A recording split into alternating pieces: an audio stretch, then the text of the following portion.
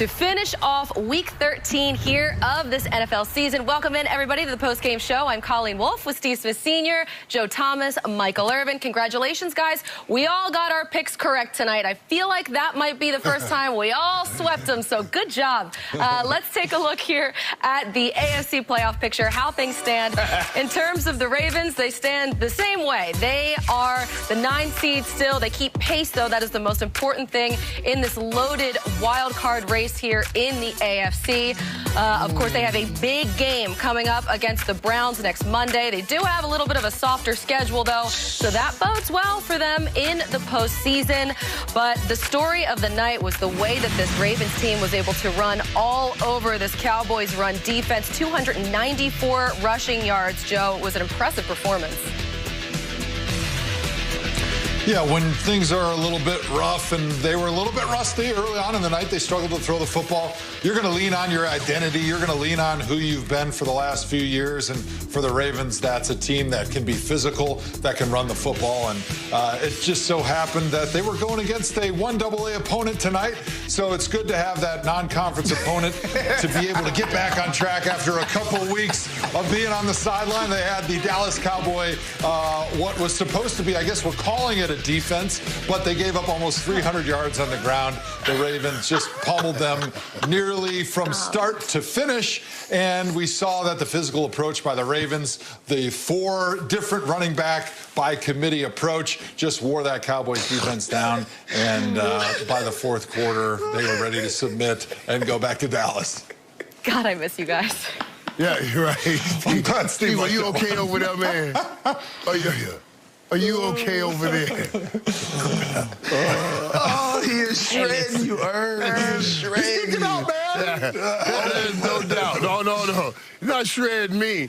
They got shredded, and he's absolutely right about that. But oh, now you ain't Dallas, huh? We're talking about the Baltimore Ravens. Well, no, they got shredded. I'm separating when you get hit for 300 yards rushing. That's on you. Now, if they win, we won. But they lost. That was on them today. You know how that works. It's they when they lose and we when we win. That's on them. That's on them. But when we talk about Baltimore, whenever you see Baltimore able to run the ball like that and set up their offense, then they can be tough to stop. And they were tough to stop, even though we could talk about Dallas Cowboys. Those guys get paid, too. They are professional football players, so the Ravens showed up. And it wasn't just that run game. You saw some glimpse of what you really hope Lamar Jackson can one day master as a passer. Right here, I was like, where are you going? The pocket was still pretty clean, but he moved around, and he still made a great throw.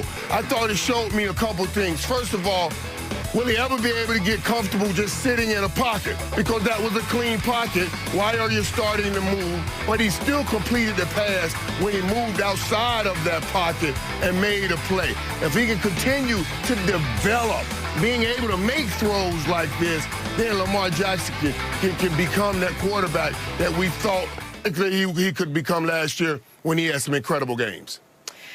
Yeah, it was an awesome performance. Steve, I know that you have some thoughts, though, on this Ravens team and some things that maybe you would like to see them improve going forward. It wasn't a perfect night. No, it wasn't a perfect night, but we all talked about it, and obviously Irv is going to separate himself because of that performance, Right. And I understand that. It's like, look, when the teacher fails me, it's the teacher's fault. When I pass, it's all about me. I get it. I understand, Irv. I get it. But the thing with the Baltimore Ravens is they must establish the run, and that is their DNA. That's what they do. But we also talk about this team, and we use these 3 letters, RPOs. Well, they got to make sure they got the R part down packed, but they have to emphasize the P of the O's, because if they don't do that, it's going to make it very difficult for them down the stretch, and obviously in the playoffs, because like we're seeing, they play the Cleveland Browns on Monday night, and what do the Cleveland Browns do? They run the ball efficiently, and look what it's done to how it's helped Baker Mayfield look like an outstanding quarterback. No shade to Baker Mayfield, but Baker Mayfield is a quarterback that he needs everything perfect for him to be exceptional like he was this past weekend, and they need to work on that with Greg Roman. Not Lamar Jackson needs to improve, but they have to get him more comfortable and manipulate the defense to where he can have some throws down the field, intermediate and short, by making all those adjustments that they draw up these same creative plays on paper for the run. They need to do the same for the pass, because if they don't, they're going to find themselves in trouble. Yes, sir. Yes, right. Michael. But Steve, you saw the plays that we were just showing, those plays that Lamar Jackson was missing the mark. You can't put that on offensive coordinator. Those are things that Lamar Jackson has to improve on if he's going to take that next step and become a big-time quarterback in this league. You got a little shadow crossing route. You got to be able to hit those routes. You got this right here. That ball just kind of sailed on him right there. Just took off. Look at this right here. These are plays. You're in the NFL. You have to be able to make those throws. You got to make those connections. I agree with you, Irv, but here's the thing. Just like you didn't own that. I'm a former Baltimore Raven. I'm always going to give the benefit of the doubt to the quarterback and also to my guys in the Baltimore Ravens, but then also, too, he's also an MVP. So he must be doing something right. I'm just going to give him the benefit of the doubt because I've seen enough out of Greg Roman in the run game that is going to get them in trouble in the pass game. And we've seen this over and over with the Greg Roman offense, and then we've seen this with the Baltimore Ravens in the passing game against the Tennessee Titans last year. Well, Lamar Jackson and the Ravens, they got the win tonight. We're actually going to talk to Lamar coming up in just a little bit. But Lamar did not have one guy out there who we all expected to be out there. No Dez Bryant tonight. He was pulled from the field during warm-ups because of a COVID test earlier in the day that was inconclusive. He was retested at the stadium, and that test came back positive. No high-risk close contacts were identified, so Bryant was the only Ravens player removed from the game. This according to our Tom Pelissero.